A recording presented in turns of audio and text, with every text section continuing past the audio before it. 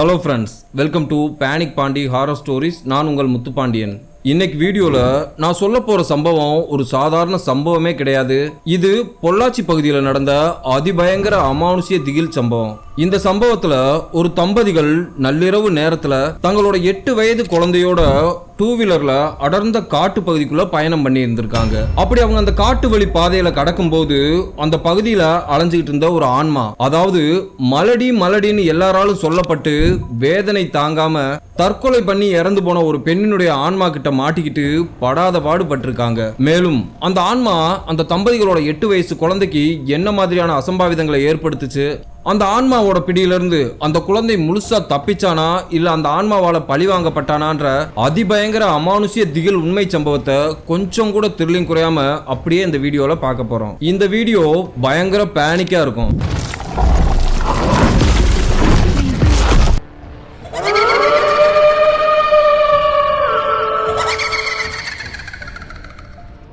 So skip பண்ணாமல் வீடியோவை ஃபுல்லாக பாருங்கள். வீடியோக்குள்ளே போகிறதுக்கு முன்னாடி உங்கள் டைம் 2 செகண்ட் ஸ்பெண்ட் பண்ணி இந்த வீடியோக்கு ஒரு லைக் பண்ணிவிட்டு ஏதாவது கருத்துக்கள் தெரிவிக்கணும்னா மறக்காமல் கீழே கமெண்ட் பாக்ஸில் கமெண்ட் பண்ணுங்கள். நியூ வியூவர்ஸ் இப்போ தான் நம்ம சேனலை ஃபஸ்ட் டைம் பார்க்குறீங்கன்னா நம்ம சேனலை சப்ஸ்கிரைப் பண்ணிக்கிட்டு பக்கத்தில் இருக்க அந்த பெல் ஐக்கான ஆல் நோட்டிஃபிகேஷனில் போட்டுக்கோங்க. அப்போ தான் நான் அடுத்தடுத்து போடக்கூடிய அமானுஷ்ய திகில் உண்மை சம்பவங்கள் உங்களுக்கு இன்பாக்ஸில் நோட்டிஃபிகேஷனாக வந்துடும். சரி, வாங்க வீடியோக்குள்ளே போகலாம்.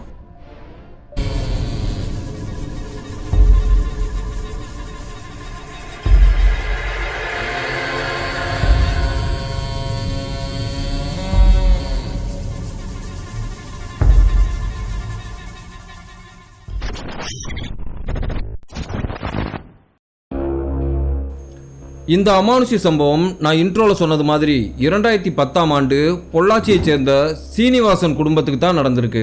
இந்த சம்பவத்தை நம்ம சேனலோட சப்ஸ்கிரைபரான மாதவன், அதாவது சீனிவாசனோட நண்பர் தான் நமக்கு ஷேர் பண்ணியிருக்காரு.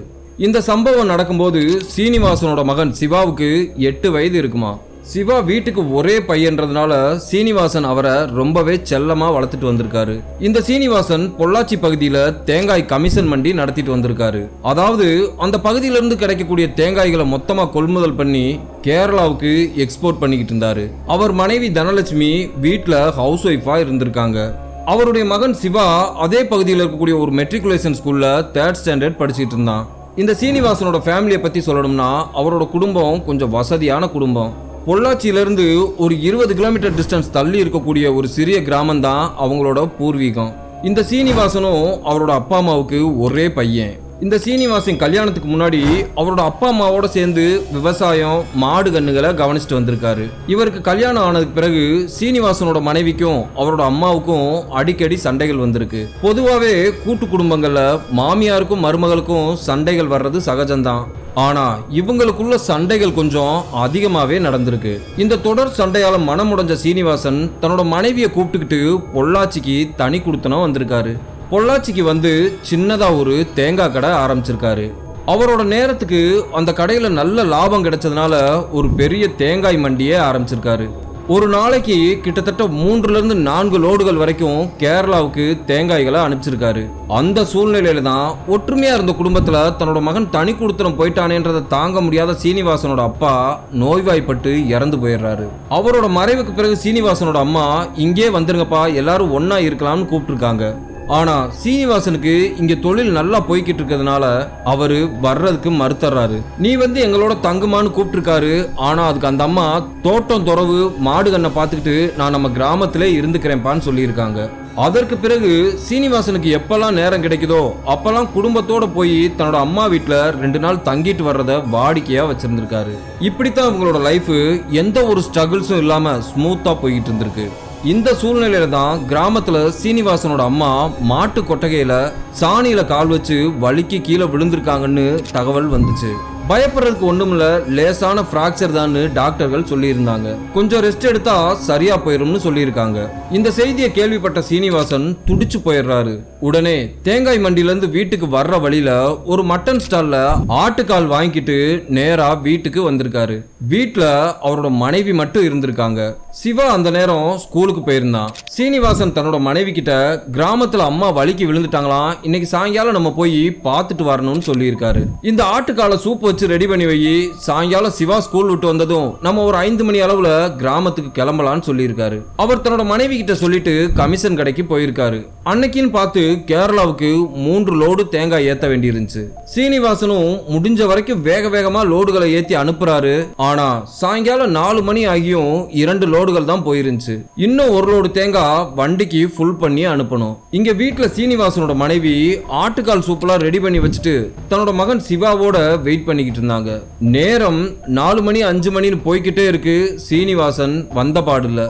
சரியா இரவு 7:30க்கு சீனிவாசன் பதறி அடிச்சுக்கிட்டு வீட்டுக்கு வந்திருக்காரு. அவரோட மனைவி கோபத்தோட உட்கார்ந்து இருக்கிறத பார்த்துட்டு, கோச்சுக்காதமா, இன்னைக்கு முக்கியமான லோடு 3 அனுப்பியே ஆகணும், அதனால லேட் ஆயிடுச்சுன்னு சொல்லிட்டு அவசரமா அவரோட 2 வீலர்ல இவங்க 3 பேரும் கிளம்பி இருக்காங்க. சீனிவாசன் 2 வீலரை ஓட்டிக்கிட்டு இருக்காரு. அவருக்கு பின்னாடி நடுவுல சிவாவை உட்கார வச்சுட்டு அதுக்கு பின்னாடி அவரோட மனைவி உட்கார்ந்து இருந்தாங்க. அந்த ஆட்டுக்கால் சூப்பை ஒரு கூடையில போட்டு வண்டிக்கு சைடுல தொங்க விட்டு இருந்தாங்க. அவங்களோட கிராமம் சிட்டில இருந்து சரியா ஒரு 20 கிலோமீட்டர் தள்ளி இருந்துச்சு. பைக்ல போனா கூட அரை மணி நேரத்துக்கு மேல ஆகுமா. இவங்க கிளம்பி 10 நிமிஷத்துக்கு மேல ஆயிருந்துச்சு. இப்ப சிட்டி லிமிட்ல இருந்து தாண்டி கிராமத்து சாலைக்குள்ள போய்கிட்டு இருக்காங்க. அந்த கிராமத்தோட தார் சாலை ரோடு போட்டு பல வருடங்கள் ஆன நிலைமையில குண்டும் குழியுமா மண் ரோடு மாதிரி மாறி இருந்துச்சு. சீனிவாசன் தன்னோட 2 வீலரை மிதமான வேகத்துல ஓட்டிக்கிட்டு இருந்தாரு. சிவா தன்னோட அப்பாவுக்கும் அம்மாவுக்கும் நடுவுல உட்காந்து சைடுல ரோட்டை வேடிக்கை பார்த்துக்கிட்டே வந்திருக்கான்.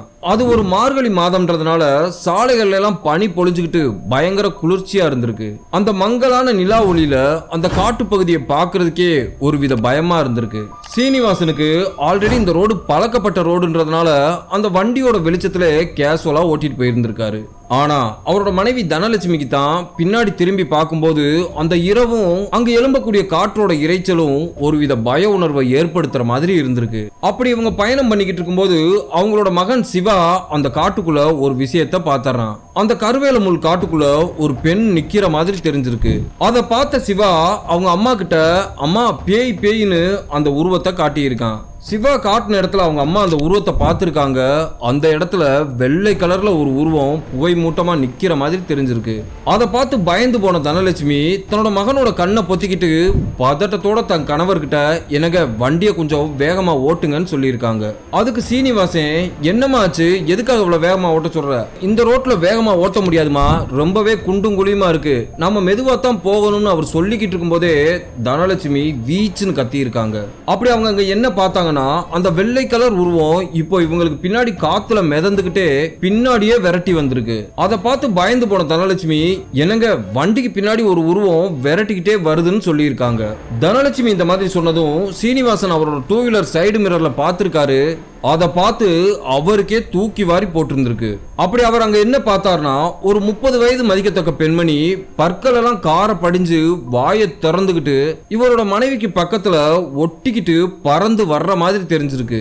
அதை பார்த்து பயந்து போன சீனிவாசன் பைக்கை விரட்டி ஓட்டுறாரு. இதெல்லாம் பார்த்து பயந்து போன சிவா கத்தி அழுதுகிட்டே வந்திருக்கான். அப்போ தனலட்சுமி கண்ணை இருக்க மூடிக்கிட்டு, கடவுளே எப்படியாவது எங்களை இந்த இக்கட்டான சூழ்நிலையில இருந்து காப்பாத்துன்னு கடவுளை வேண்டிக்கிட்டே வந்திருக்காங்க.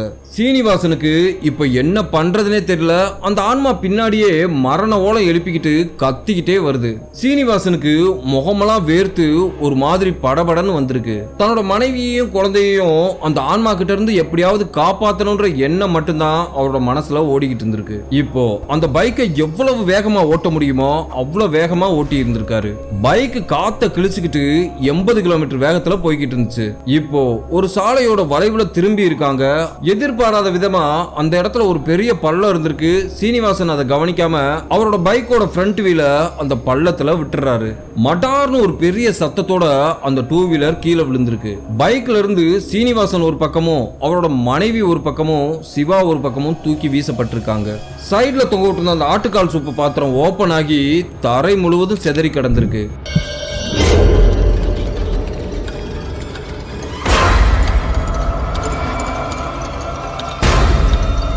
இந்த சம்பவத்துல சீனிவாசன் மட்டும் எழுந்து நின்று இருந்திருக்காரு. அவருக்கு காலில் அடிபட்டு சிராய்ப்பு காயம் ஏற்பட்டிருந்திருக்கு. அவர் லைட்டா தாங்கி தாங்கி நடந்தபடி பைக்குக்கு பக்கத்துல வந்திருக்காரு. அந்த இடத்துல சாலையில ஏற்பட்ட மண்ணரிப்புனால பள்ளம் உருவாகி இருந்திருக்கு. பைக்குக்கு பக்கத்துல அவர் மனைவி முணங்கிக்கிட்டே கிடந்திருக்காங்க. அவங்களுக்கு பக்கத்துல போய் அவங்கள தட்டி எழுப்புறாரு. அவங்க நெத்தியில கல்லு குத்தி காயமாயி இருந்திருக்கு. முழிச்சு பார்த்த அவங்க சீனிவாசன் கிட்ட, என்னங்க நம்ம மகே எங்கங்க, முதல்ல அவனை தூக்குங்கன்னு கத்தி இருக்காங்க. சரிமான்னு சொல்லிட்டு சீனிவாசன் அந்த பகுதியில திரும்பி பார்த்திருக்காரு. சிவா நடு ரோட்ல குப்புற கிடக்கிறது தெரிஞ்சிருக்கு. சீனிவாசன் சிவா சிவான்னு கத்திக்கிட்டே கிட்ட தூக்குறதுக்காக போயிருக்காரு. அந்த நேரத்துல சிவாவை ஏதோ ஒரு உருவம் கயிறை கட்டி இழுத்தது மாதிரி சல்லுன்னு காட்டுக்குள்ள இழுத்துட்டு போயிருக்கு. அதை பார்த்த சீனிவாசன் பயங்கரமா சாக்காயிருக்காரு. என்னடா இது, ஏதோ ஒண்ணு நம்ம மகனை காட்டுக்குள்ள இழுத்துட்டு போகுதேன்னு வேகமா அந்த காட்டு புதருக்குள்ள ஓடி இருக்காரு. சீனிவாசன் அந்த காட்டு பகுதிக்குள்ள முள்ளுகளை விளக்கிக்கிட்டு சிவாவை தூக்கி இருக்காரு. சீனிவாசனால சிவாவை தூக்கவே முடியல. சிவா அந்த அளவுக்கு வெயிட்டா இருந்திருக்கான். சிவாவை வெளியே தூக்கிட்டு வந்து அவனோட மூஞ்சில தண்ணியை தெளிச்சிருக்காங்க. சிவா இப்போ கண்ணு முழிச்சிருக்கான்.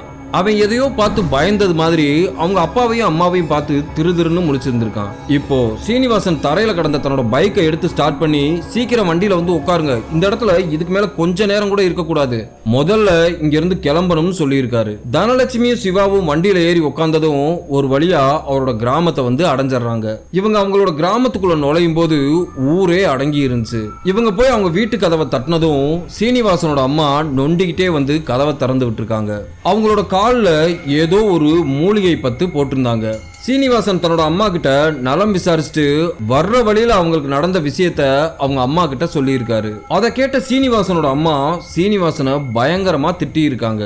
இந்த மாதிரி ராத்திரி நேரத்துல பிள்ளை குட்டிகளை கூட்டிட்டு நீ வந்திருக்கவே கூடாது, அதுலயும் மாமிசத்தை எடுத்துக்கிட்டு இந்த மாதிரி வரவே கூடாது, அதுதான் ஏதோ ஒண்ணு வாடையை பிடிச்சுக்கிட்டே வந்து உங்களை கீழே உழுக்காட்டி இருக்குன்னு சொல்லி இருக்காங்க.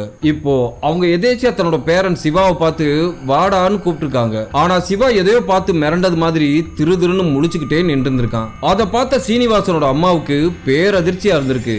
என்ன காரணம்னா, சிவா எப்பவுமே தன்னோட பாட்டியை பார்த்தா பாட்டின்னு சொல்லி ஆசையோட கட்டி பிடிச்சு சந்தோஷமா கொஞ்சி விளையாடுவானா. ஆனா இன்னைக்கு வழக்கத்துக்கு மாறா தனிச்சு நின்னு சிவா எல்லாரையும் முறைச்சு முறைச்சு பார்த்தது சீனிவாசனோட அம்மாவுக்கு வினோதமா இருந்திருக்கு. அப்போ சீனிவாசன் தன்னோட அம்மா கிட்ட கீழே விழுந்ததுல இருந்தே இப்படித்தாமா ஒரு மாதிரி இருக்கான்னு சொல்லி இருக்காரு. இவங்க எல்லாரும் இரவு உணவு சாப்பிட்டு முடிச்சதுக்கு அப்புறம் அவங்க 3 பேர் மட்டும் அந்த பெட்ரூம்குள்ள போய் படுத்திருக்காங்க. ஹால்ல சீனிவாசனோட அம்மா படுத்திருந்திருக்காங்க. நள்ளிரவு 1 மணி இருக்கும். சிவா கண்ணு முழிச்சு அலறி கத்தி இருக்கான். சிவா கத்துனதுல தனலட்சுமியும் சீனிவாசன் கண்ணு முழிச்சு எதுக்குடா கத்துற, ஏன் கத்துறன்னு கேட்டிருக்காங்க. அதுக்கு சிவா, அம்மா நம்ம காட்டுக்குள்ள பார்த்தோம்ல ஒரு பேய், அதே பேய் ஜன்னல் பக்கம் நின்னு என்னைய வா வான்னு கூப்பிடுதுன்னு சொல்லியிருக்கான். அதுக்கு சீனிவாசன், அதெல்லாம் ஒண்ணும் இல்லப்பா, நானும் அம்மாவும் உன் கூட தான் இருக்கோம், எதுவும் இல்லைன்னு சொல்லியிருக்காரு. ஆனாலும் சிவா, அப்பா அங்க நிக்குதுப்பான்னு சொன்னதையே சொல்லிக்கிட்டு இருந்திருக்கான். இப்போ சீனிவாசன் சிவாவை தூக்கிக்கிட்டு அந்த ஜன்னல் பக்கம் போய் நின்னு இங்க பாரு எதுவுமே இல்லைன்னு காமிச்சிருக்காரு. ஆனா அந்த இடத்துல எதுவுமே இல்லாம தான் இருந்திருக்கு. அப்பாவும் அம்மாவும் கூட தான் இருக்கும், நீ எதுக்கும் பயப்படக்கூடாதுன்னு சொல்லி தட்டி கொடுத்து தூங்க வச்சிருக்காரு. இவங்க டிராவல் பண்ணி வந்த டயர்ட்ல இவங்க 3 பேரும் அசந்து தூங்கிடுறாங்க. மறுநாள் காலையில தனலட்சுமி முழிச்சு பார்த்துருந்துருக்காங்க. அவங்க மகே சிவாவோட உடல் முழுவதும் நீல கலர்ல மாறி இருந்திருக்கு. அதாவது பாம்பு தீண்டுனாலோ விஷம் உடம்புல ஏறினாலோ எப்படி நீல கலரா இருக்குமோ அதே மாதிரி சிவாவோட உடல் நீல கலர்ல மாறி இருந்துச்சு. அதை பார்த்து பயந்து போன தனலட்சுமி அதை அவர் கணவர்கிட்ட காமிச்சிருக்காங்க. அதை பார்த்து பதறி போன சீனிவாசன் சிவாவை தூக்கிக்கிட்டு அவர் அம்மாட்ட வந்து காமிச்சிருக்காரு. அம்மா இவனுக்கு என்ன ஆச்சுன்னு தெரியலமா, உடம்பு பூரா நீல கலரா மாறி இருக்குன்னு காமிச்சிருக்காரு. அதுக்கு அவரோட அம்மா, நீங்க நேற்று நைட்டு காட்டு வழியில வரும்போது ஏதாவது பூச்சி பட்டு கடிச்சிருக்கும்பா, உள்ள அலமாரியில விஷக்கடிக்கு மருந்து இருக்கு, அதை எடுத்து அவனுக்கு போட்டு விடுன்னு சொல்லியிருக்காங்க. தனலட்சுமியும் அந்த மருந்து எடுத்து சிவா உடம்பு முழுவதும் பூசி இருக்காங்க. இப்போ இவங்க எல்லாரும் காலை உணவு சாப்பிட்டதுக்கு பிறகு மதிய உணவுக்காக சீனிவாசன் ஊருக்குள்ள போய் மட்டனும் ஆட்டுக்காலும் வாங்கிட்டு வந்து அவர் மனைவி கிட்ட கொடுத்து சமைக்க சொல்லி இருக்காரு. சீனிவாசன் தன்னோட தோட்டத்தை போய் பார்த்துட்டு வரேன்னு சொல்லிட்டு அங்க இருந்து வெளியே கிளம்பி போயிடுறாரு. தனலட்சுமி அந்த மட்டனையும் ஆட்டுக்காலையும் கிச்சனுக்குள்ள போய் வச்சுட்டு ஹால்ல உட்காந்து அவங்க மாமியாரோட பேசிக்கிட்டு இருந்திருக்காங்க. அந்த நேரத்துல சமயக்கட்டுக்குள்ள போன சிவா அங்க இருந்த பச்சை கறியை எடுத்து சாப்பிட ஆரம்பிச்சிருக்கான். இவங்க ஹாலில் உட்காந்து பேசிக்கிட்டு இருக்கும்போது உள்ள கிச்சனுக்குள்ள யாரோ எலும்ப கடிக்கிற மாதிரி கடக்கு முடக்குன்னு சத்தம் கேட்டிருக்கு. தனலட்சுமி என்ன நினைச்சாங்கன்னா ஏதோ பூனை தான் சமயக்கட்டுக்குள்ள பூந்து அந்த கறியை எடுத்து சாப்பிடுதுன்னு நினைச்சாங்க. வேகமா சமயக்கட்டுக்குள்ள போய் பார்த்திருக்காங்க. சிவா தரையில உட்காந்து அந்த மட்டன் பார்சலை பிரிச்சு அதுல இருக்க எலும்பை எடுத்து கடிச்சு தின்னுகிட்டு இருந்திருக்கான். அதை பார்த்த தனலட்சுமி அதை பச்சையா சாப்பிடக்கூடாது, அம்மா உனக்கு சமைச்சு தரேன்னு சொல்லிட்டு வேகமா போய் புடுங்கிறதுக்கு முயற்சி பண்ணியிருக்காங்க. ஆனா சிவா அந்த எலும்பை இறுக்கமா பிடிச்சுக்கிட்டு உருன்னு உரிமிக்கிட்டு கொடுக்க மாட்டேன்னு அடம் பிடிச்சிருக்கான். இதனால கோபம் அடைஞ்ச தனலட்சுமி சிவாவோட கன்னத்துல ஓங்கி ஒரு அரைஞ்சிட்டு அந்த ஆட்டுக்கால புடுங்கி இருக்காங்க. அந்த ஆட்டுக்காலை புடுங்கி பார்த்துருந்துருக்காங்க. அதை பாதிக்கு மேல சிவா தின்றுந்தான். இப்ப அந்த கறி பார்சலை சிவா கையில எட்டாத அளவுக்கு மேல தூக்கி வச்சிருந்திருக்காங்க. தனலட்சுமி சிவாவோட கன்னத்துல அரைஞ்சும் சிவா அழுகாம அவங்க அம்மாவையே முறைச்சு பார்த்துக்கிட்டு இருந்திருக்கான். வெளியில வந்த தனலட்சுமி அவங்க மாமியார் கிட்ட நேத்துல இருந்து இவன் பண்றது எதுவுமே சரியில்லைன்னு புலம்பி இருக்காங்க. நார்மலா வீட்டில் இருக்கும்போது சமைச்சு கொடுத்தாலே மட்டன் சிக்கன் சாப்பிட மாட்டான், ஆனா இன்னைக்கு பச்சை ஆட்டுக்கால பாதிக்கு மேல தின்னுட்டான்னு சொல்லியிருக்காங்க. தனலட்சுமி இந்த மாதிரி சொல்லும் போதே அவங்க மாமியாருக்கு ஒரு விஷயம் நறுக்குன்னு பட்டிருக்கு. என்னதான் இருந்தாலும் எதையும் முழுசா தெரிஞ்சுக்காம சொல்லக்கூடாதுன்ற காரணத்தினால அமைதியா இருந்துடுறாங்க. சிவா மட்டும் யாருக்கிட்டையுமே ஒட்டாம தனியாவே உட்கார்ந்து இருந்திருக்கான். இதை பார்த்த தனலட்சுமி சரி ஹாலில் அமைதியா தானே உட்காந்துருக்கான், நாம போய் சமையல் வேலையை தொடங்கலாம்ட்டு சமையக்கட்டுக்குள்ள போயிருக்காங்க. வெளியில ஹாலில் அவங்க மாமியார் படுத்திருந்திருக்காங்க. தனலட்சுமி உள்ள சமையக்கட்டுக்குள்ள சமையல் பண்ணிக்கிட்டு இருக்கும்போது வெளியில சிவா யார்கிட்டயோ சிரிச்சு சிரிச்சு பேசுற மாதிரி சத்தம் கேட்டிருக்கு. இப்போ தனலட்சுமி என்ன நினைச்சாங்கன்னா சரி மாமியார்கிட்ட போய் நல்லா பாண்டிங் ஆயிட்டான் போல, பழைய மாதிரி சிரிச்சு விளையாடுறான்னு நினைச்சாங்க. சமையல்லாம் முடிஞ்சதுக்கு பிறகு சிவாவுக்கும் அவங்க மாமியாருக்கும் 2 கிளாஸ்ல ஆட்டுக்கால் சூப்பை ஊத்திக்கிட்டு வெளியில வந்து பார்த்துருக்காங்க. அப்படி வெளியே வந்து பார்த்தவங்களுக்கு பயங்கர சாக்கு. வெளியில ஹாலில் அவங்க மாமியார் அசந்து படுத்து தூங்கிக்கிட்டு இருக்காங்க.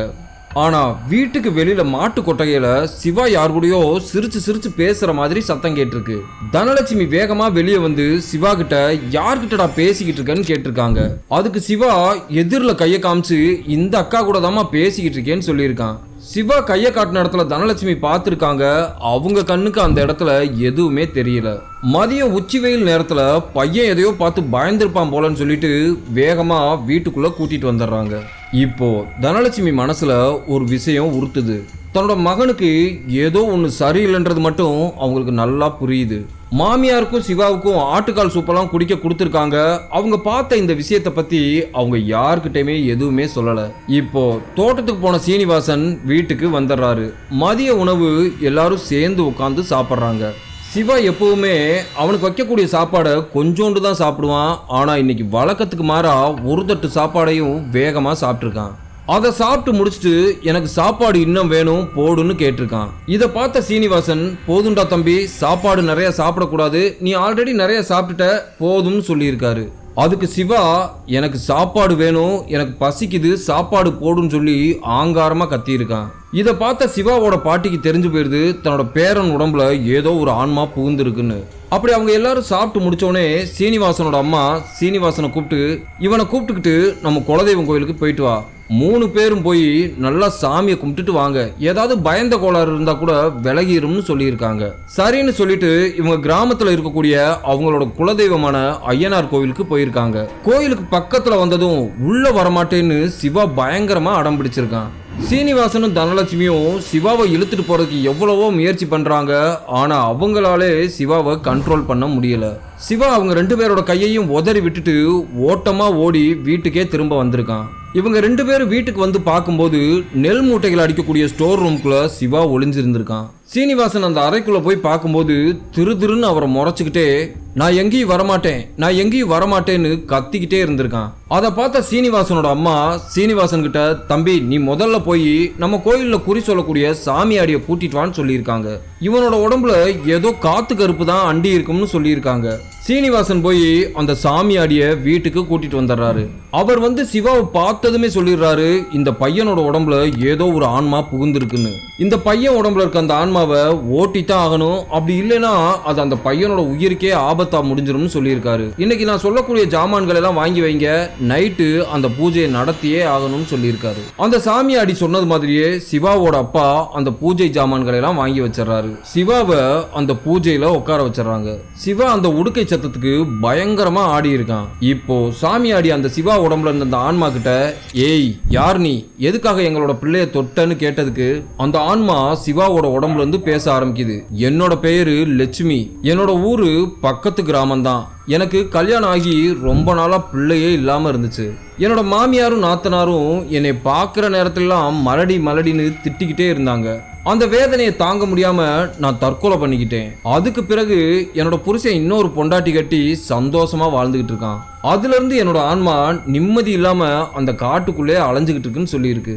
எல்லாரும் எனக்கு குழந்தை இல்லைன்னு சொன்னாங்கல்ல, இப்போ எனக்கு குழந்தை கிடைச்சிருச்சு. அதுக்கு தான் நான் இந்த பையனை பிடிச்சிருக்கேன்னு சொல்லியிருக்கு. என்னை விடுங்க, நான் அவனை கூட்டிட்டு கிளம்புறேன்னு சொல்லியிருக்கு. அந்த ஆன்மாவோட வேகத்தை பார்த்த சாமியாடி இந்த ஆன்மாவை அவ்வளவு ஈஸியா விரட்ட முடியாதுன்றத தெரிஞ்சுக்கிறாரு. பூசாரி அந்த ஆன்மா கிட்ட, உனக்கு இந்த குழந்தை தானே வேணும், அதை நாங்களே உனக்கு தர்றோம், இவனோட உடம்புல இருந்து நீ வெளியே போன்னு சொல்லியிருக்காரு. அதுக்கு அந்த ஆன்மா சிரிச்சுக்கிட்டே, பொய் சொல்லி என்னை விரட்ட பாக்குறியா, இந்த பையன் இல்லாம நான் போக மாட்டேன்னு சொல்லியிருக்கு.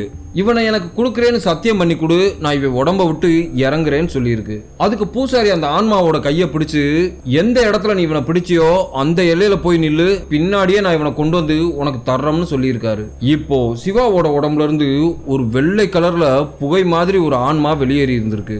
சிவா அந்த இடத்துல மயங்கி தொப்புன்னு விழுந்துடுறான். சாமியாடி சிவா அணிஞ்சிருந்த சட்டை டவுசர்லாம் கழட்டிட்டு அந்த உடையில வைக்கோலெல்லாம் திணிச்சு ஒரு பொம்மை மாதிரி உருவாக்கி இருக்காங்க. அந்த பொம்மையோட தலையில சிவாவோட தலைமுடியை புடுங்கி ஒட்டி இருக்காங்க. அதை பார்க்கறதுக்கு ஒரு சின்ன சைஸ் பையன் மாதிரி தெரிஞ்சிருக்கு. அந்த பொம்மையை சீனிவாசன் கிட்ட கொடுத்து, எந்த இடத்துல நீங்க கீழே விழுந்தீங்களோ அந்த இடத்துல போய் இந்த பொம்மையை வச்சுட்டு திரும்பி பார்க்காம வந்துருங்கன்னு சொல்லியிருக்காரு. சீனிவாசன் அந்த இரவு நேரத்துல அங்க தனியா போறதுக்கு பயந்துட்டு தயங்கி நின்று இருந்திருக்காரு. உடனே பூசாரி ஒரு எலுமிச்சம்பழத்தை மந்திரிச்சு அதை சீனிவாசன் கையில கொடுத்திருக்காரு. எக்காரணத்தை கொண்டும் இந்த கனியை தவற விட்டுறாம உன்னோட பாக்கெட்ல பத்திரமா வச்சுக்க, உனக்கு எந்த தொல்லையும் இருக்காது, தைரியமா போயிட்டு வான்னு அனுப்பி இருக்காரு. சீனிவாசன் பயத்தோட அந்த பொம்மையை 2 வீலர்ல எடுத்துக்கிட்டு அந்த காட்டு பகுதிக்கு போயிருக்காரு. சரியா அவங்க கீழே விழுந்த அந்த பள்ளத்துல இருந்து கொஞ்ச தூரம் தள்ளி போய் அந்த பொம்மையை அங்க வச்சுட்டு திரும்பி பார்க்காம 2 வீலர் கிட்ட நடந்து வந்திருக்காரு. அப்படி அவர் 2 வீலரை எடுக்கும்போது அந்த வண்டியோட சைடு மிரர்ல பார்த்திருக்காரு. அந்த பொம்மை இருக்கிற இடத்துக்கிட்ட கருகருன்னு ஒரு ஆன்மா உட்காந்து தலைமுடியெல்லாம் விரிச்சு போட்ட மாதிரி அந்த பொம்மைய அந்த ஆன்மா கையில் எடுத்து வச்சு கொஞ்சற மாதிரி தெரிஞ்சிருக்கு. அதை பார்த்த சீனிவாசனுக்கு அள்ளு விட்டுது. உயிரை கையில பிடிச்சுக்கிட்டு பைக்கை ஸ்டார்ட் பண்ணி வேகமா வீட்டுக்கு வந்திருக்காரு. இந்த ஒரு நிகழ்வுக்கு பிறகு சிவா பல முறை அவங்க பாட்டி ஊருக்கு வந்திருக்காராம். ஆனா அதற்கு பிறகு எந்த ஒரு அமானுஷ்யமும் நடக்கலன்னு சொல்லியிருக்காரு. இந்த வீடியோ உண்மையிலே உங்களுக்கு ரொம்ப பிடிச்சிருக்குன்னு நினைக்கிறேன். அப்படி உண்மையிலே பிடிச்சிருந்துச்சுன்னா அந்த வீடியோக்கு ஒரு லைக் பண்ணுங்க. ஏதாவது கருத்துக்கள் தெரிவிக்கணும்னா மறக்காம கீழே கமெண்ட் பாக்ஸில் கமெண்ட் பண்ணுங்க. அடுத்து உங்களை நான் இதே மாதிரி ஒரு அமானுஷ்ய திகில் சம்பவத்தோடு வந்து சந்திக்கிறேன். பாய்.